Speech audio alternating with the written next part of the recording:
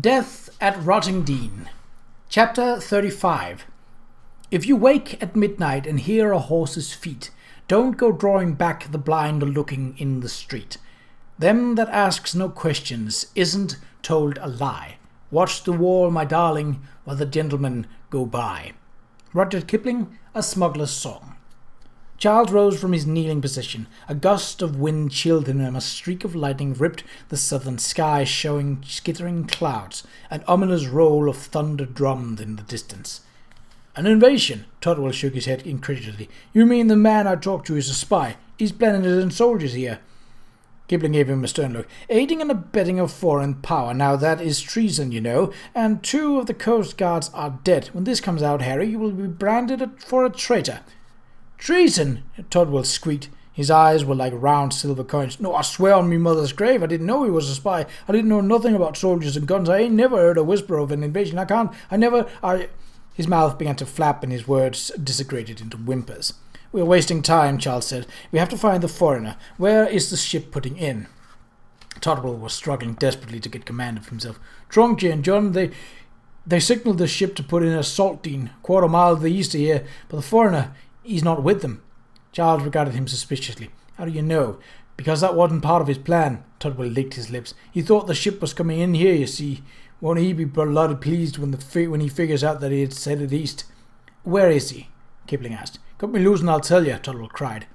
Charles jerked Totwell to his feet, pulled out his pocket knife, and slashed the cord that held the man's wrist.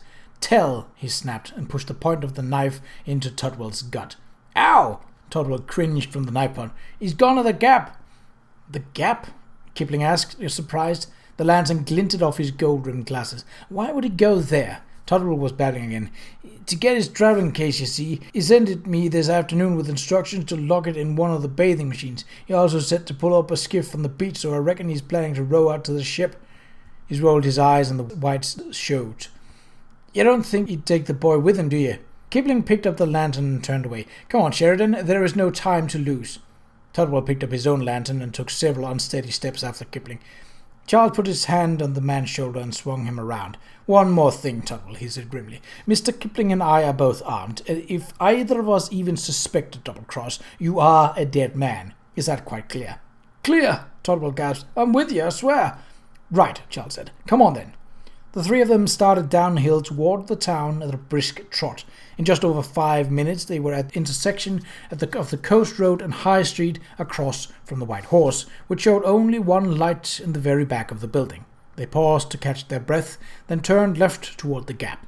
The street was deserted and the shops and cottages were dark. There was no sound but the whistle of the wind through the chimney pots, and nothing stirred save a black dog nosing through a rubbish bin for his dinner. Charles reflected wryly that the villagers, those who were not at Saltdean, ready to unload the ship, must have gone early to bed, prudently extinguishing their lamps so that no light would be cast on the smugglers at work, and turning their faces to the wall to avoid any glimpse of them. He took the lead, and with Kipling in the rear and Totwell between them, they slipped through the shadows down the high streets to the stone wall overlooking the beach. The 4 bathing machines had been pulled up almost under the cliff's overhang, and the skiff was beached on the shingle, not far away. Totwell set down a lantern. There, he exclaimed, pointing breathlessly to the empty skiff. He's still here. Shutter the lanterns, Charles said. When they were dark, he waited a moment, his eyes becoming accustomed to the stormy night. Seaward, lightning danced, and the angry peal of thunder echoed from the cliffs. To the right were the steps to the beach, and the shadowy cat's cradle of the pilings and trusses that supported the iron pier, the terminus of the Volks electric railway. 30 yards out, perched on its spindly legs high above the waves, was the boxy shape of the Daddy-Long-Legs, moored for the night. The wind was freshening, and the seas were coming short and hard, white-capped. If the man intended to row out in this weather, Charles thought, he would have his work cut out for him, particularly since the ship was lying off Saltdean rather than straight out from the gap. But perhaps the storm had decided him to abandon his plans and send him inland instead. If so, had he taken Patrick with him, or had he already disposed of the only person who had seen him in 3 of his disguises? Charles turned to Totwell. Do you have the key to the bathing machine? Totwell hastily went through his pockets. Here it is, he said, handing it over. The case is in the first machine. He gave me the padlock and kept the other key. He frowned. You're not going down there, are you? Kipling spoke in a tense voice. If the man is here, Sheridan, he is armed. He could be anywhere along the cliff or in the rocks, or out there in that infernal contraption. You'll be a sitting duck on the open beach. Nobody's going to get a good shot in the dark. If anybody fires, you'll cut loose with that revolver of yours. That'll give me time to find cover. Kipling shook his head stubbornly. Whatever is in that travelling case, it won't be worth the risk. We have to know whether the case is there, Charles said. If it is, we'll wait for him to pick it up. If not, what then? What if the man had already retrieved his travelling case, taken the boy and driven up the former road to catch the morning train? Or what if he picked up the case but disposed of the boy? He could make a better time and be less easily spotted if he were travelling alone. Master of disguise as he was, it wasn't likely that they would ever catch up to him. Charles pushed the thought away. There was no point in speculating before he checked the bathing machine. Kipling bent close to his ear. This could be a beastly trip, he said, low and urgent. He jerked his head at Tudwell. How do we know we can trust this man? We don't, Charles replied. It might be a good idea to gag him so he can't give alarm. Right, Kipling said, and whipped out his pocket handkerchief. I'd better retie his hands too, or he'll have the damn thing off. Tudwell groaned. I'm with you, he protested. We'll make sure of that, Kipling said roughly, and went to work. Charles took out the Webley revolver the chief constable had lent him the day before and double-checked to make sure that all 6 chambers were loaded. Cover me, Kipling, he nodded at Tudwell, and keep a sharp eye on him. You're right, this could be a trap.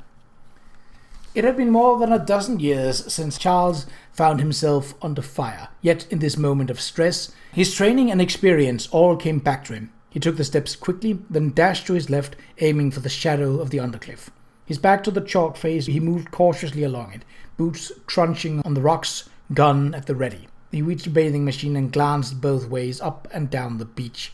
Nothing moved except the rhythmic waves cresting and a few feet out and breaking heavily on the shingle.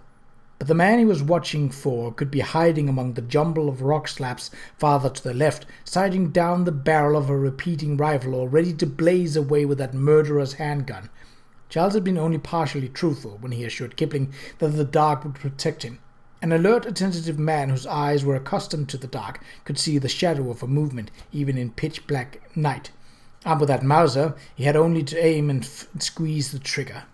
But Charles had to take the chance. In a low, crouching run, making himself as small as target as possible, he moved swiftly out of the shadows of the bathing machine, slipped the key into the padlock, and turned it, lifting the lock from the hasp and swinging the door open. On the floor just inside sat a medium-sized leather travelling case with a handle. Their man was still here. Charles slid the case out onto the shingle. It was obviously full, but not overly heavy. The gold-coloured metal clasps were locked and closed, and there was no identification anywhere. No name, no initials, no shipping labels. He closed the door, refastened the padlock in the hasp, and picked up the case. With a final quick survey of all the landward approaches, he retraced his steps. A few minutes later he was with Kipling and Tudwell. Good show, old chap, Kipling exulted. What do we do now? We moved to a spot on the cliff just over the bathing machines, Charles said, and wait for our man to pick up his case. I don't think it will be long, if he means to get out to the ship before the storm breaks. They repositioned themselves. He surely wouldn't be fool enough to row out this storm, Kipling said, when they were settled behind the low stone wall. It would be suicide. Our man is daring, Charles replied. In pursuit of his dream, he is used to taking risks that would turn an ordinary man's hair white. And you know yourself, Kipling, the line between boldness and foolhardiness is very hard to draw. Ah, yes, Kipling muttered. Hard indeed.